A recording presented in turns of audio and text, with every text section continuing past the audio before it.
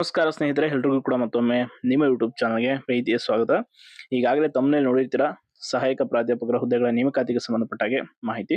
ಅದಕ್ಕಿಂತ ಮೊದಲನೇದಾಗಿ ನಿನ್ನೆ ಅಧಿಕೃತವಾಗಿ ರಾಜ್ಯ ಸರ್ಕಾರ ಒಂದು ರಾಜ್ಯಪತ್ರದಲ್ಲಿ 5 ವರ್ಷದ ವಯೋಮಿತಿ ಸಡಿಲಿಕೆ ಬಗ್ಗೆ ಆದೇಶವನ್ನು ಹೊರಡಿಸಿರುವಂಥದ್ದು ನೀವು ನೋಡಿದ್ದೀರಾ. ಮುಂಬರುವಂತ ರಾಜ್ಯ ಸಿವಿಲ್ ಸೇವೆಗಳಿಗೆ ಮಾಡುವ ನೇರ ನೇಮಕಾತಿಯಲ್ಲಿ ಗರಿಷ್ಠ ವಯೋಮಿತಿಯನ್ನ 5 ವರ್ಷಗಳ ಸಡಿಲಿಕೆಯನ್ನ ಅಂದ್ರೆ ಗರಿಷ್ಠ ವಯೋಮಿತಿಯನ್ನ 5 ವರ್ಷಗಳ ಸಡಿಲಿಕೆಯನ್ನ ನೀಡಲು ತೀರ್ಮಾನ ಮಾಡಿಕೊಳ್ಳಲಾಗಿದೆ. ಸೊ ಇದು ಇಂಪಾರ್ಟೆಂಟ್. ಅಂಡ್ ಇದಾದ್ಮೇಲೆ ಇನ್ನೊಂದು ಪ್ರಮುಖವಾದ ಮಾಹಿತಿ ಅಂತಂದ್ರೆ 2025-26ನೇ ಸಾಲಿನ ಮಾನ್ಯ ಮುಖ್ಯಮಂತ್ರಿಗಳ ಆಯವ್ಯಯ ಭಾಷಣದ ಖಂಡಿಕೆ 124ರಲ್ಲಿ ಸರ್ಕಾರಿ ಪ್ರಥಮ ದರ್ಜೆ ಕಾಲೇಜುಗಳು ಮತ್ತು ಇಂಜಿನಿಯರಿಂಗ್ ಕಾಲೇಜುಗಳು ಮತ್ತು ಪಾಲಿಟೆಕ್ನಿಕ್ಗಳಲ್ಲಿ ಖಾಲಿ ಇರುವ 2000 ಬೋಧಕ ಹುದ್ದೆಗಳನ್ನ ಭರ್ತಿ ಮಾಡಲು ಕ್ರಮ ವಹಿಸಲಾಗುವುದು ಎಂದು ಘೋಷಿಸಲಾಗಿದೆ.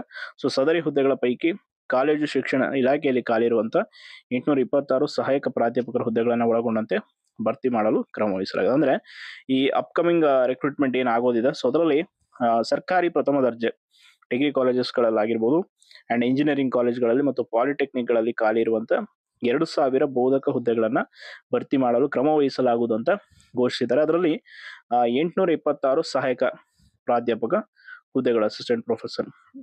ಸೊ ಒಟ್ಟಾರೆಯಾಗಿ ಇದಕ್ಕೆ ಸಂಬಂಧಪಟ್ಟಾಗ ಈಗ ಆರ್ಥಿಕ ಇಲಾಖೆ ಕೂಡ ಅನುಮೋದನೆ ಕೊಟ್ಟಿರುವಂತ ಒಂದು ಮಾಹಿತಿ ಇಲ್ಲಿದೆ. ಸೊ ಇಲ್ಲಿ ಆಡಳಿತ ಇಲಾಖೆಯ ಕಡತವನ್ನ ಪರಿಶೀಲಿಸಲಾಗಿದೆ. ಇದರಲ್ಲಿ ಸರ್ಕಾರಿ ಪ್ರಥಮ ದರ್ಜೆ ಕಾಲೇಜು, ಸರ್ಕಾರಿ ಪಾಲಿಟೆಕ್ನಿಕ್ ಮತ್ತು ಸರ್ಕಾರಿ ಇಂಜಿನಿಯರಿಂಗ್ ಕಾಲೇಜು ಮತ್ತು UVCA ವಿಶ್ವವಿದ್ಯಾಲಯಗಳಲ್ಲಿ ಖಾಲಿ ಇರುವ ಹುದ್ದೆಗಳ ಎದುರಾಗಿ ಆಡಳಿತ ಇಲಾಖೆ ಪ್ರಸ್ತಾಪಿಸಿದಂತೆ ಕೆಳಕಂಡ ಪಟ್ಟಿಯಲ್ಲಿರುವ 2000 ಬೋಧಕ ಹುದ್ದೆಗಳನ್ನ ಭರ್ತಿ ಮಾಡಲು ಆರ್ಥಿಕ ಇಲಾಖೆ ಸಹಮತ ನೀಡಿದೆ.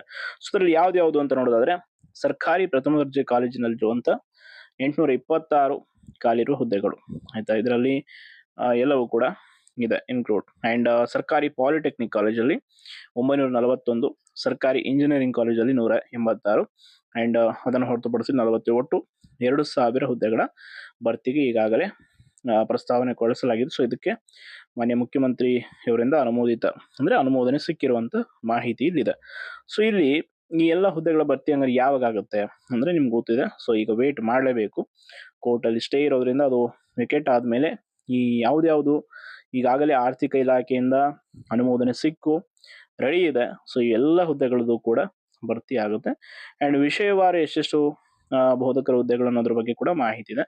ಸೊ ಇಲ್ಲಿ ನೋಡಬಹುದು ನೀವು. ಕನ್ನಡ ವಿಷಯಕ್ಕೆ ಸಂಬಂಧಪಟ್ಟಾಗ 98, ಇಂಗ್ಲಿಷ್ಗೆ 86, ಹಿಂದಿಗೆ 25, ಸಂಸ್ಕೃತಕ್ಕೆ 6, ತೆಲುಗುಗೆ 2, ಈ ರೀತಿ ಇನ್ನು ಸಂಗೀತ ಶಿಕ್ಷಕರಿಗೆ ಸಂಬಂಧಪಟ್ಟಾಗ 103, ಅರ್ಥಶಾಸ್ತ್ರಕ್ಕೆ 111, ರಾಜ್ಯಶಾಸ್ತ್ರಕ್ಕೆ 92, ಈ ರೀತಿ ವಿಷಯವಾರು ಎಷ್ಟೆಷ್ಟು ಹುದ್ದೆಗಳು ಖಾಲಿ ಇದೆ ಅನ್ನೋ ಒಂದು ಮಾಹಿತಿ ಇದೆ. ಸೊ ಇದರ ನಿಮಗೆ PDF ಅಥವಾ ಈ ಒಂದು ಕಂಪ್ಲೀಟ್ ಮಾಹಿತಿ ಬೇಕಂದ್ರೆ ನೀವು ಟೆಲಿಗ್ರಾಮ್ಗೆ ಯಾರು ಜಾಯ್ನ್ ಆಗಿಲ್ಲ, ಸೊ ದಯವಿಟ್ಟು ನಮ್ಮ ಒಂದು ಟೆಲಿಗ್ರಾಮ್ ಚಾನಲ್ಗೆ ಜಾಯ್ನ್ ಆಗಿ. ಅಲ್ಲಿ ಕಂಪ್ಲೀಟ್ ಆದಂತ ಮಾಹಿತಿಯನ್ನ ನಾನು ಹಂಚ್ಕೊಂಡಿದ್ದೀನಿ ನಿನ್ನೆ. ಸೊ ಅದನ್ನು ನೀವು ನೋಡ್ಬೋದು.